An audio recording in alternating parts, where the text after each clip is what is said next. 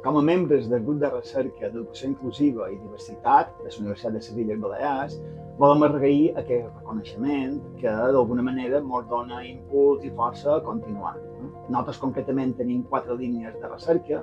educació inclusiva, formació del professorat, pedagogia hospitalari i atenció primerenca, que és precisament l'objecte d'estudi d'aquest projecte que ha estat premiat. Sí, en concret, aquest projecte té com a objectiu veure i analitzar l'empoderament de les famílies que són usuàries en els serveis de desenvolupament infantil i atenció primerenca,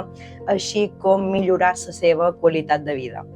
Aquest projecte ve associat a les necessitats que van sorgir de la meva tesi doctoral, que van enfocades a l'atenció primerenca, i hem volgut una miqueta contribuir a la millora de la intervenció.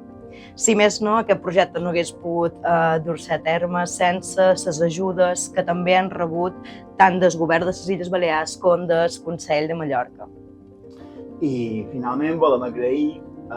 aquest premi del Consell Insular, a CIMATS, sobretot per l'existència en si mateixa dels premis, però també que se faci una menció a la recerca a l'àmbit de les ciències socials, que considerem que és molt important. També, evidentment, volem agrair tots els professionals, tant del Servei de Valoració d'Atenció Primerenca del Govern com dels serveis